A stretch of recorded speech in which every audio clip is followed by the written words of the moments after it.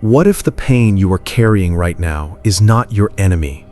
What if every betrayal, every crushing disappointment, every sleepless night spent staring at the ceiling has actually been preparing you for a strength you never knew existed? Nearly 2,000 years ago, the most powerful man on earth faced the exact same quiet desperation that haunts millions of souls today. His name was Marcus Aurelius, an emperor who ruled over a collapsing world, yet his greatest battles were never fought on blood-stained battlefields, but within the silent chambers of his own heart. The lessons he left behind in the flickering candlelight of his military tents were never meant for publication. They were letters written to his own broken soul, and today they may completely change how you see suffering, loss, and yourself. Take a deep breath and let the noise of the world fade away for just a moment. If you are listening to this, chances are you are tired. Not the kind of tired that a few hours of sleep can fix, but an exhaustion that has settled deep within your bones. You have loved and been handed betrayal. You have trusted and been met with deception. You have poured your heart into people, careers, or dreams, only to watch them crumble into dust before your eyes. You look around at a world that seems increasingly chaotic, cold, and indifferent, and you wonder how you are supposed to keep moving forward when your inner compass feels entirely shattered. It is in this exact space of vulnerability that Marcus Aurelius speaks to us across the chasm of centuries, not as a king demanding obedience, but as a fellow traveler who knew the heavy burden of being human. Imagine standing on the Danube frontier in the dead of winter. The wind howls through the trees, carrying the scent of frost and incoming war. Inside a modest tent, a man sits at a wooden table, his face lined with the immense weight of an empire plagued by pestilence, economic ruin, and rebellion. He does not wear his golden armor, he wears a simple wool robe. His hands, which hold the power of life and death over millions, are trembling slightly as he dips his quill into ink. He does not write decrees of vengeance or declarations of pride. Instead, he writes to himself, reminding his own soul to remain steady, to remain kind, and to remain unbroken. He knew that the external empire meant nothing if the internal empire was allowed to fall into ruin. Yet Marcus Aurelius understood something most people never discover about the nature of emotional pain. We spend our entire lives running away from discomfort, treating our sadness, our grief, and our anxieties as monstrous invaders that must be numbed or avoided at all costs. We turn to distractions, to superficial pleasures, or to a bitter resentment that slowly poisons our outlook on humanity. But the emperor looked at his suffering through a completely different lens. He saw pain not as a sign that his life was failing, but as the raw material out of which a beautiful, unshakable character could be forged. To him, the difficulties of life were like a blazing fire. Anything you throw into a great fire is simply consumed and used as fuel to burn brighter and hotter. Your heartbreak, your loneliness, your feelings of inadequacy, these are not stop signs. They are the very fuel meant to ignite your inner transformation. Think about the last time someone truly hurt you. The sharp sting of realization that someone you gave your loyalty to did not value it in return. It's an experience that can make you want to close your heart forever, to build high walls of cynicism so that no one can ever get close enough to wound you again. Marcus faced this on a scale few could imagine. He was betrayed by Avidius Cassius, one of Marcus's most trusted generals and closest friends, a man who attempted to steal the throne while the emperor was fighting to protect Rome. Marcus did not react with a tyrant's fury. He did not let bitterness consume his mind. Instead, he recognized that the betrayal said everything about the betrayer and absolutely nothing about his own worth. He reminded himself that to expect untrustworthy people to do wrong is madness, for it is asking the impossible. But the real lesson goes even deeper than simply enduring the bad behavior of others. Marcus realized that the greatest injury someone can inflict upon you is not the physical or emotional damage they cause, but the potential for their actions to turn you into a worse person. When you respond to hatred with hatred, to deceit with deceit, or to coldness with coldness, you are allowing the very person who hurt you to dictate who you become. You hand them the keys to your character. The best revenge, Marcus wrote softly to himself, is to be unlike him who performed the injury. When the world is cruel, your ultimate victory is to remain gentle. When the world is dishonest, your ultimate victory is to remain fiercely authentic. This is not weakness, it is the ultimate form of psychological warfare against a chaotic world, because it proves that your internal state is entirely your own, untouchable by the malice of others. And this is where everything begins to change in the way we view our daily struggles. We often believe that our unhappiness comes from the events happening around us, the breakups, the financial stresses, the unfair criticisms, or the loneliness of a quiet apartment. But Stoicism pulls back the curtain on a profound psychological truth. You are never actually hurt by the thing itself, but rather by the opinion you form about the thing. The external event is completely neutral. It is your mind that steps in, interprets the event, labels it as a tragedy, and spins a narrative of victimhood around it. If a storm destroys a tree, the tree does not mourn, it simply adapts or falls. When a relationship ends or a job is lost, it is an event in time. The suffering comes from the internal script that whispers, "I am not enough, I will always be alone, my life is ruined." Marcus Aurelius constantly practiced the art of stripping things down to their bare realities, removing the emotional decorations we mistakenly wrap around them. He would look at a luxurious purple robe and remind himself that it was merely sheep's wool dyed in the blood of a shellfish. He would look at a lavish feast and see only the corpses of animals and birds. If we apply this same fierce clarity to our own emotional wounds, the ghosts that haunt us begin to lose their power. That terrifying anxiety about the future, it is nothing more than your imagination projecting ghosts into a time that does not yet exist. That heavy guilt from the past, it is a memory of a version of you that no longer exists, trying to alter a reality that is completely set in stone. You have power over your mind, Marcus notes, not external events. Realize this, and you will find strength. What happened next in the evolution of this philosophy reveals a truth that can transform your life from this very moment.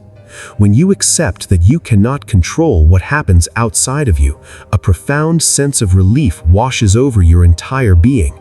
Imagine the massive amount of energy you expend every single day trying to control how people perceive you, trying to force outcomes to go your way, or wishing that people would act differently than they do. It is like trying to command the ocean waves to stop crashing against the shore. It is an exhausting, futile battle that guarantees chronic disappointment. The Stoic path invites you to lay down your weapons in this impossible war. You cannot control the weather, you cannot control the traffic, and you absolutely cannot control the minds and hearts of other human beings. You can only control your own thoughts, your own intentions, and your own actions in the present moment. Few people realize the hidden power behind this idea of radical acceptance.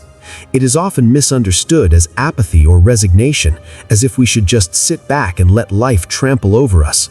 But true Stoic acceptance is the exact opposite. It is an aggressive, vital engagement with reality. It is looking at a terrible situation and saying, "Okay, this is what is happening right now.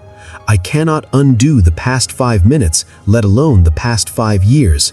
Now, given these exact conditions, what is the best, most honorable, and most constructive step I can take right now?" It is a shift from asking, "Why is this happening to me?" to asking, "What does this require of me?"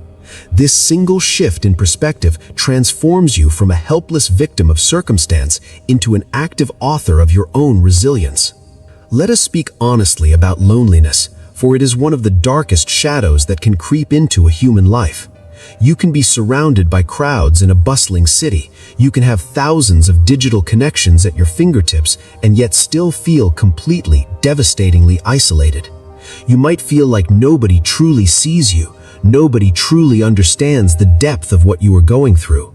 Marcus Aurelius was surrounded by thousands of courtiers, soldiers, and citizens every single day, yet his writings revealed a profound acquaintance with solitude. He knew that the higher you rise and the deeper you think, the lonelier the road can become. Yet he did not view solitude as a prison, he viewed it as a sanctuary. He spoke frequently of the inner citadel, a fortress built within your own mind where you can always retreat to find absolute peace, clarity, and renewal. Most people, when they feel lonely, desperately seek external distractions. They turn on televisions, scroll endlessly through social media feeds, or jump into unhealthy relationships just to drown out the silence. But Marcus Aurelius advised the exact opposite. He suggested that you must learn to become a good companion to yourself. If you can't stand to be alone with your own mind, how can you expect anyone else to find peace in your company? When you cultivate self-respect, when you align your actions with your values, your mind becomes a beautiful place to inhabit. Solitude ceases to be a barren desert and becomes a quiet garden where wisdom can grow undisturbed. Yet Marcus Aurelius understood something most people never discover about the fleeting nature of everything we hold dear. We cling so tightly to people, to youth, to status, and to comfort, forgetting that the fundamental law of the universe is constant change. We treat losses as if they are unnatural violations of our lives, rather than the inevitable unfolding of time. The emperor would look out over the grand monuments of Rome, knowing that one day they would all be buried under dirt and forgotten. He reminded himself that the greatest empires, the most famous names, and the deepest loves of the past had all vanished like smoke into the wind. This realization was not meant to cause despair, but to inspire an intense, beautiful appreciation for the present moment. When you realize that everything is temporary, your relationship to the world changes dramatically. You stop taking the people you love for granted because you know that their time with you is finite. You stop letting small arguments ruin your days because you realize how trivial they are in the grand tapestry of time. And most importantly, you realize that your current suffering is also temporary. The storm that is currently battering your life will eventually run out of rain. The pain that feels so sharp today will eventually dull into a quiet memory. Change is the universe's way of creating new things, and your current heartbreak is simply the clearing of the ground so that a new chapter of your life can be constructed. But the real lesson goes even deeper when we examine how we view our own self-worth. So many of us have handed the power of our self-esteem over to the opinions of others. We feel good about ourselves only when we receive praise, validation, or love from outside sources, and we are utterly crushed when we face rejection, criticism, or indifference. Marcus Aurelius observed this human flaw with a gentle but piercing wit. He wondered how it is that we all love ourselves more than all other men, but yet we value the opinion of other men more than our own self-evaluation. Think about that for a moment.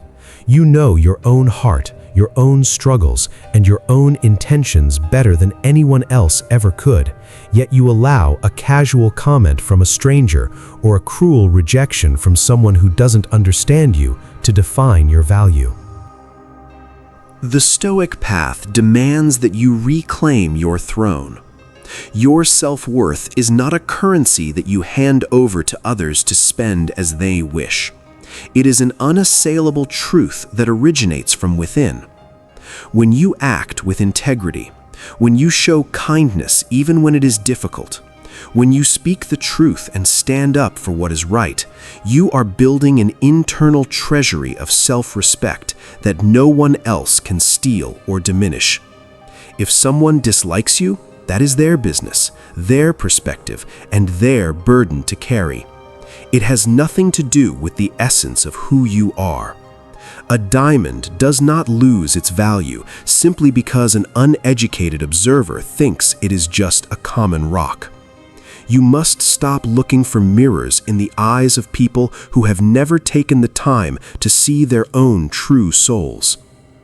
And this is where everything begins to change in your approach to daily anxiety. Anxiety is essentially a state of living in a future that hasn't happened yet, trying to solve problems that don't exist, using resources you don't currently possess. It is a form of mental time travel that leaves your present self completely paralyzed and vulnerable. Marcus Aurelius dealt with anxieties that would break the average mind, the potential collapse of his empire, betrayals by his closest allies, and his own failing physical health. Yet he wrote, "Today I escaped anxiety," or "No, I discarded it because it was within me, in my own perceptions, not outside." Notice that he didn't say he escaped the stressful events, he escaped the internal reaction to them. Whenever you feel that familiar tightness in your chest, that racing thoughts that keep you awake at 2 in the morning, pause and ask yourself, what is wrong with this exact immediate second? Not 5 minutes from now, not tomorrow morning, not next week when the bills are due. Right now, in this precise inhalation and exhalation of breath, you are safe. You are alive.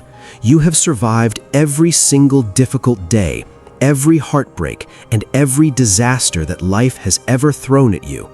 Your survival rate for your worst moments is 100%. The same inner strength, the same adaptability, and the same quiet resilience that carried you through the past is alive within you right now.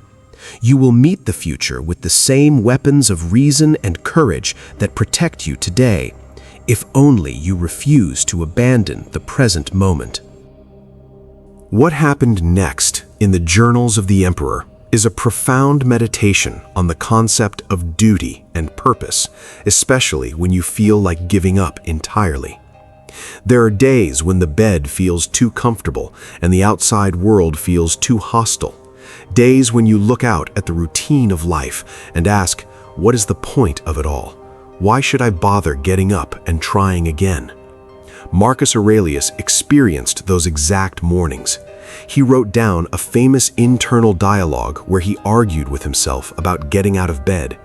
He reminded himself that he did not exist merely to feel cozy under the blankets, but to do the work of a human being. He realized that our purpose is not found in pursuing endless comfort, but in fulfilling our responsibilities to ourselves and to the human family. Your purpose does not have to be some grand, world-shaking mission that brings you fame and fortune. True purpose is much closer, much more intimate, and much more beautiful. It is found in how you handle this specific day. It is found in being a reliable friend, a compassionate listener, a dedicated worker, or simply a person who refuses to add more darkness to a world that is already struggling. When you shift your focus from what you can get from life to what you can give to life, the crushing weight of existential dread begins to lift. Even in your deepest pain, you still possess the capacity to be kind, to show patience, and to act with honor. In doing so, you create your own meaning, building a life of profound significance out of the ordinary moments before you. Few people realize the hidden power behind the concept of Amor Fati, the love of one's fate. This is perhaps the highest and most challenging peak of Stoic philosophy. It is one thing to tolerate your hardships, to grit your teeth and endure them because you have no other choice. It is a completely different, revolutionary act to actively love your fate, to embrace everything that happens to you, the good, the bad, the beautiful, and the ugly, as necessary, useful, and uniquely yours. Marcus Aurelius did not wish for an easy life. He wished for the strength to endure a difficult one. He understood that a life without obstacles is a life without growth. An athlete cannot become strong without resistance. A human soul cannot become wise without adversity. When you look back at your life through this lens, you begin to see that your most painful experiences were often the very catalysts for your greatest seasons of growth. The heartbreak that shattered your youth was the very thing that taught you boundaries and self-reliance. The failure that felt like the end of your world was the turning point that forced you to discover a new, more authentic path. The periods of profound loneliness were the quiet spaces where you finally learned to listen to your own voice. Every scar on your soul is a medal of honor, proof that you faced the fire and emerged from it tempered, hardened, and vastly more beautiful. Do not wish for a different story. Own your story. Love your story, and recognize that every single chapter was required to create the person you are becoming. Yet Marcus Aurelius understood something most people never discover about the profound connection between all human beings, even those who hurt us. It is incredibly easy to fall into a state of misanthropy when you have been repeatedly disappointed by people. It is easy to look at humanity and see only selfishness, greed, and cruelty. But the emperor continually reminded himself that we are made for cooperation, like feet, like hands, like the rows of the upper and lower teeth. To act against one another, then, is contrary to nature. He recognized that when people act selfishly, dishonestly, or cruelly, they do so out of ignorance of what is truly good. They are like blind people stumbling in the dark, bumping into others and causing accidental harm. This realization does not mean you should allow people to mistreat you or abuse your kindness. Stoicism is not a philosophy of martyrdom, but it does mean you can release the heavy burden of anger and hatred. You can look at someone who has wronged you with a sense of profound pity rather than burning resentment. They are trapped in the prison of their own flaws, blinded by their own greed, or consumed by their own unresolved pain. Their bad behavior is its own punishment, for it deforms their soul and distances them from true peace. When you forgive, you do not validate their actions. You simply refuse to carry their toxic garbage in your own clean house. You free yourself from their negativity, allowing your mind to remain clear, focused, and unburdened. But the real lesson goes even deeper into the mystery of life's ultimate inevitability, our mortality. Marcus Aurelius lived in a world where death was a constant, visible companion. He lost his father at a young age, buried 8 of his children, and watched countless soldiers and citizens perish from a devastating plague that swept through the empire. He did not turn away from this harsh reality. He meditated on it constantly. He practiced what the Stoics called memento mori, the remembrance of death. He wrote that you could leave life right now. Let that determine what you do and say and think. This was not a morbid obsession with the grave, but a radical tool for clarifying what truly matters in this life. When you hold the reality of your own mortality before your eyes, the petty dramas, the superficial anxieties, and the fragile egos of daily life instantly evaporate. Does it really matter what that judgmental coworker thinks of you when you realize that both of you will be dust in a matter of decades? Does it really matter that you didn't get that promotion or that someone didn't text you back when you realize that your time on this beautiful spinning planet is ticking away with every heartbeat? Memento mori strips away the trivial noise and leaves you with the raw, glowing core of existence.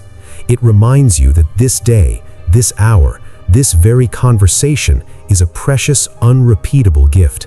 It demands that you stop wasting your finite energy on things that do not matter and pour your soul into what does: love, virtue, kindness, and presence. And this is where everything begins to change, in the deepest recesses of your brokenness. You may have arrived here feeling like a collection of shattered fragments, wondering how you could ever possibly rebuild a life that feels so utterly dismantled. But Marcus Aurelius shows us that the breaking is not the end of the story. The breaking is the necessary demolition that must occur before a magnificent, unshakable inner temple can be constructed. Your pain has cleared away the illusions. It has shown you who is truly there for you, what really matters to you, and just how much chaos you can actually endure without completely losing your mind.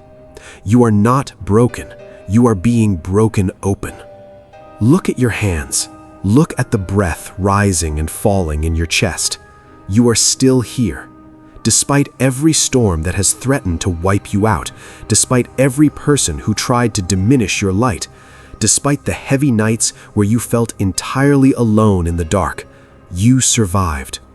The universe has not crushed you because there is something within you that is greater than anything the universe can throw at you. You possess the divine spark of reason, the capacity for courage, and the absolute freedom to choose your own attitude in any given set of circumstances. No one can take that from you. No emperor, no betrayer, no economic crisis, and no heartbreak can ever touch the sacred center of your choice unless you willingly hand it over.